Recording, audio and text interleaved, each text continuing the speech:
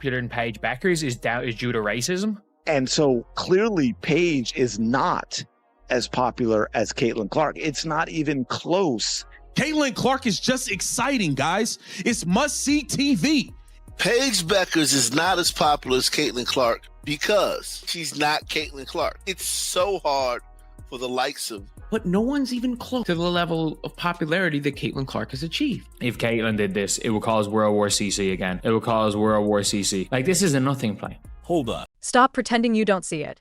Fans know it, the numbers scream it, and even the casuals feel it every time the schedule drops. Caitlin Clark is the gravity well of this league, and the idea that Paige Bueckers is actually more popular is the kind of head-spinning take that only survives if you close your eyes, plug your ears, and whisper, "Don't believe the ratings." Here's the core news up front so there's no confusion. Yes, Sue Bird floated the notion that Paige is the bigger draw. Yes, that headline ricocheted across timelines. And yes, Caitlin finally spoke after going quiet, and the gap wasn't just visible, it was a canyon. We're going to walk straight into why the... Caitlin Clark, as you know, has missed the last 19 games with a groin injury, confirming that she will not play again this season. I mean, this is better than I could have ever imagined. It's a small town kid with really big dreams. Dreams do come true if you work hard and you have great faith in your... Public keeps choosing Caitlin without being told to, why the metrics back it up in broad daylight, why it's racism, excuse collapses the second you look at how the audience actually behaves, and why the game itself, how it looks, how it feels, how it moves on your screen, keeps turning ordinary viewers into daily appointment watchers. And if you're bristling already, good.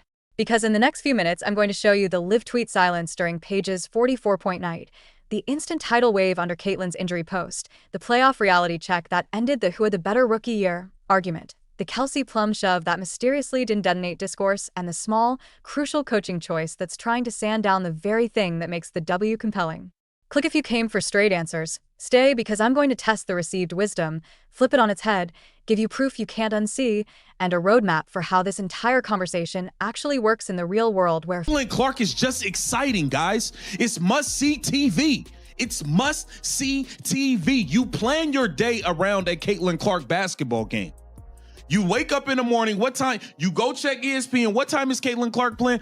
Oh, the game is at 7? All right, I'm planning everything around it. Fans vote with attention, not theories. Let's start with the second best point because it's the one you feel before you can fully explain it. The live energy. Context. Picture a Caitlin Clark game day. It's 7 p.m. tip, and people are building their evening around it. Group chats ping, timelines heat up. Bars with 2 TVs suddenly negotiate which screen gets the game, and grandma who doesn't know a drag screen from a doorknob is asking, "What channel is Caitlin on?" Application. This is what appointment viewing looks like when it isn't manufactured. You wake up, you check the app, you plan dinner around the tip. Isn't as good as Caitlin Clark. Paige Bueckers isn't as fun to watch as Caitlin Clark. Her team stinks. Her team plays with zero effort. Paige Bueckers plays with no motor down the stretch because you know it's going to be a close game. You know the Wings are going to lose, and you know Paige Bueckers isn't going to show up every time. There was an opportunity with Caitlin gone for Paige Bueckers to take over. And what has Paige Bueckers done? She had a 44-point game in a loss. Expectation versus reality. We were told Paige would take over once Caitlin went out. Reality checked in and said, "Where's the buzz?" When Paige drops 44, the building hears it, the box score records it, and the internet rolls over, stretches, and notices long after the final horn. That's not hatred. That's behavior. The same behavior that explains why attendance spikes when one player visits, why teams relocate to bigger arenas for that one night, and why casuals who don't care about your hot takes still learn one name first. Now the strongest point, the one you can hang your entire argument on, results and reach. Context. Caitlin's rookie year ends with a playoff berth. Paige's rookie campaign? Her team is eliminated 2 weeks early, sitting in last place. Application. This doesn't make Paige a bad player. It makes the comparison lazy. If the claim is popularity, the cleanest test is whether the story extends beyond your own building. Framing. Expectation versus reality again. Expectations said Paige is better. Just wait, you'll see. Reality said the public already decided who they will stop what they're doing to watch. That's why an injury post pulls 140,000 likes in an hour, why LeBron James slides in with minor setback for a major comeback, and why the phrase World War CC lives rent-free in the discourse, because the tiniest Caitlin moment detonates arguments while bigger Paige moments float by without the same cultural boom. You don't have to like that. You only have to notice it, and since we're noticing things, let's talk about the don't believe your lying eyes defense. We were told straight-faced that Paige is more popular. Must be, right? But the rating sheets aren't blinkers. The attendance turnstiles aren't liars. The merchandise dashboards don't develop conspiracies on Tuesday afternoons. The only way you get to Paige is Bigger is if you ignore the fact that networks stack their promos around Caitlyn segments, arenas call the ticket office to ask if they're ready for that night, and the casual online hum is loud before the jump ball even hits the floor. If you could bottle that drumbeat, teams would drink it by the gallon. It's what separates a community of diehards from a national moment. And yes, there's a difference. Now, I'm bringing up a touchy claim, so let's say it out loud and deal with it like adults. Some people insisted the only reason Caitlyn wasn't universally crowned above Paige was racism. That's a heavy accusation. It deserves evidence, not vibes. And the evidence the source material gives us doesn't hold. Because the same argument then circles back and says, actually, it's not race, not orientation, not religion, not politics, it's entertainment. The very next breath admits it's the show. That is the contrarian twist that shouldn't be contrarian. In sports, you can love a player's fundamentals and still recognize that fundamentals alone don't create a traveling circus of attention. The behind-the-back flicks, the logo pull-ups, the audacity to turn a mid-possession lull into theater. That's what casuals buy. That's what turns a regular season Tuesday into appointment TV. And this is where the style argument stops being cute and starts being honest.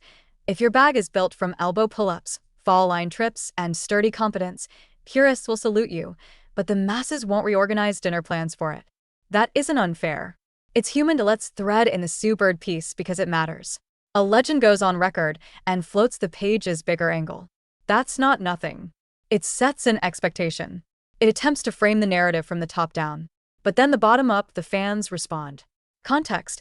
Caitlyn goes quiet, then breaks silence, and the internet lights like dry brush. Paige goes nuclear for 44, and the internet checks back later. Application. One storyline ripples outward into mainstream oxygen. The other stays mostly in-house until post-game discourse hunts for a viral tweet crafted around Caitlyn could never. Framing. When leadership tries to assert a truth and public behavior doesn't follow, it exposes the gap between wishcasting and reality. That gap is where frustration breeds phrases like, don't believe the ratings, as if numbers are trolls and not thermometers, and because a single play can tell you volumes about fan behavior, run back the Kelsey Plum shove. You saw it. If you didn't, imagine it. Paige scores, chirps at the ref, turns, and steamrolls through Plum's back, then sprints away. In a sport that loves accountability, whistles vanish.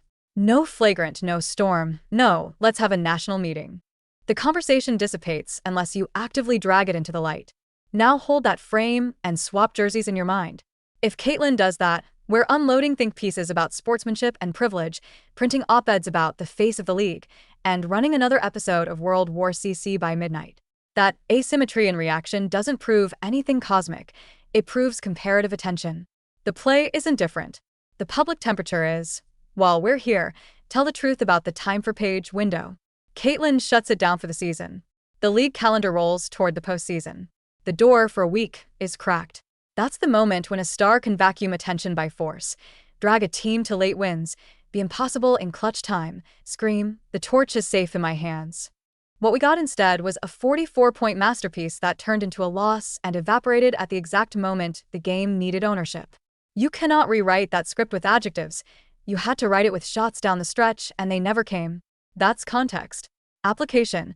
Fans may forgive a missed shot. They don't forgive an invisible one. Framing. In a league starving for breakout faces, the camera keeps swinging back to the one person who shoots fear in the eye from 30 feet because she knows the fear makes the moment. Now about the rookie math, because people keep dancing around it like it's subjective art. Who had the better rookie year? The answer isn't a debate club topic. It's a schedule. One rookie played into the postseason. The other sat in last place and, by the logic laid out in the source, is drifting toward the strangest distinction in the books. Rookie of the year on the worst team. That is both possible and bleak. You can admire the box scores and still tell the truth about the table. If you can't, you're not analyzing. You're daydreaming. Let's add the global brand layer because this isn't just about basketball. It's about orbit. Caitlyn as a potential Nike-level, Jordan-style macro brand isn't hyperbole when you review the signs. You don't pull 6 figures of likes in 60 minutes by accident. You don't get LeBron's minor setback nod because you're okay at elbow jumpers. You get those because your game produces highlight loops casuals will retweet without understanding the set that created them.